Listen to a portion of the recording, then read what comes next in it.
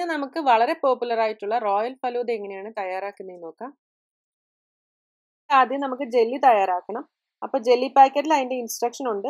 അതനുസരിച്ചിട്ട് ജെല്ലി തയ്യാറാക്കി ഫ്രിഡ്ജിൽ അത് സെറ്റ് ചെയ്യാനായിട്ട് വെക്കണം. വെജിറ്റേറിയൻ ജെലാറ്റിനും മാർക്കറ്റിൽ അവൈലബിൾ ആണ്. അല്ലെങ്കിൽ അഗർ പൗഡർ യൂസ് ചെയ്യാം. അത് 100% പ്യുവർ വെജിറ്റേറിയൻ ആണ്. അഗർ പൗഡർ ആണ് ഉപയോഗിക്കുന്നതെങ്കിൽ അതിൽ ഇഷ്ടമുള്ള ഫ്ലേവറും ഇഷ്ടമുള്ള ഫുഡ് കളറും ആഡ് ചെയ്തിട്ട് ഇതേപോലെ തന്നെ സെറ്റ് ചെയ്യാനായിട്ട് വെക്കാം.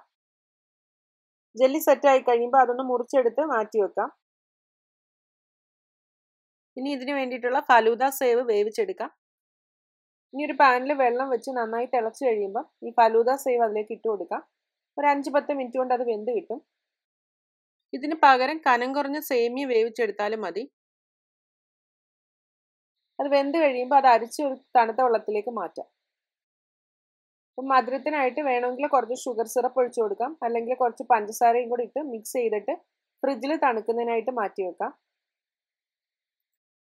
ഇത് പഞ്ചസാര ഇട്ട് വേവിക്കുമ്പോൾ ചിലപ്പോൾ വേകുന്നതിന് ഒരുപാട് സമയം എടുക്കും. അതുകൊണ്ടാണ് അവസാനം ചേർത്തത്.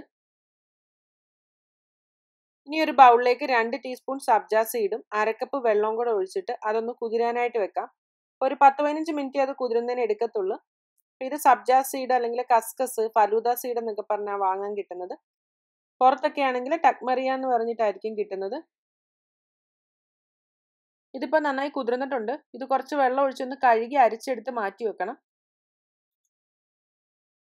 ഇനി നമുക്ക് റോസ് മിൽക്ക് തയ്യാറാക്കാം. അതിനായിട്ട് റോസ് സിറപ്പ് വേണം. ഇനി 1/4 കപ്പ് തണുത്ത പാലിലേക്ക് 1.5 ടേബിൾ സ്പൂൺ റോസ് സിറപ്പ് ഒഴിച്ച് മിക്സ് ചെയ്തിട്ട് ഫ്രിഡ്ജിൽ തണുക്കാനായിട്ട് വെക്കാം. ഇനി മധുരക്കുറവാണെങ്കിൽ കുറച്ച് ഷുഗർ സിറപ്പോ അല്ലെങ്കിൽ പഞ്ചസാരയോ ചേർക്കണം. ഇല്ലെങ്കിൽ ആ സബ്ജ സീഡും നട്ട്സും ഫ്രൂട്ട്സ് എല്ലാം ചേർത്ത് കഴിയുമ്പോൾ ഒരുപാട് മധുരക്കുറവായിരിക്കും. ഇനി ചെറുതായിട്ട് അരിഞ്ഞ മിക്സഡ് ഫ്രൂട്ട്സ് ഉപയോഗിക്കാം. ഞാനിവിടെ ആപ്പിളും കിവിയാണ് എടുത്തിരിക്കുന്നത്.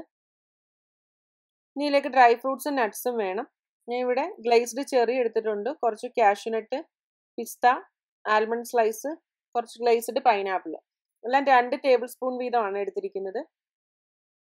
ഇനി ഇഷ്ടമുള്ള ഫ്ലേവർ ഐസ്ക്രീം വേണം. ഞാനിവിടെ വനിലയാണ് എടുത്തിരിക്കുന്നത്. ഇതിനായിട്ട് ഇത്ര ഇൻഗ്രീഡിയൻസ് ആണ് വേണ്ടത്.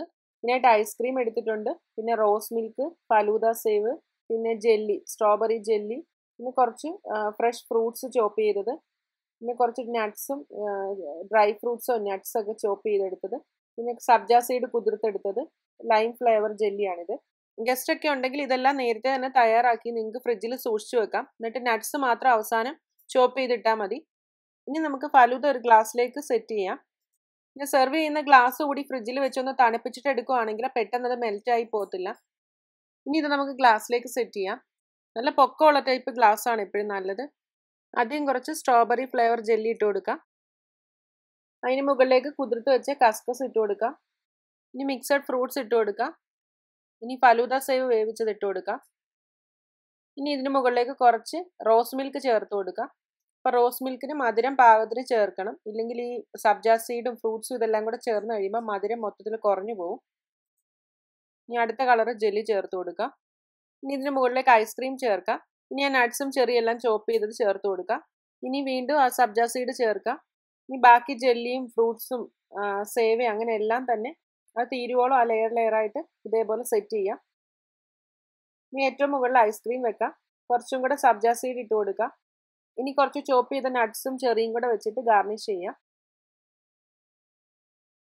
വളരെ റിഫ്രഷിംഗ് ആയിട്ടുള്ള റോയൽ ഫലൂദ റെഡി ആയിട്ടുണ്ട്. അപ്പോൾ വീട്ടിൽ തന്നെ എല്ലാവരും ട്രൈ ചെയ്ത് നോക്കുക. നിങ്ങൾക്ക് ഈ വീഡിയോ ഉപകാരപ്രദമായിട്ടുണ്ടെങ്കിൽ നിങ്ങളുടെ ഫ്രണ്ട്സിനും ഫാമിലിക്കും ഒക്കെ ഷെയർ ചെയ്ത് കൊടുക്കാൻ മറക്കരുത്. ഇനി മറ്റൊരു റെസിപ്പി ആയിട്ട് വീണ്ടും കാണാം.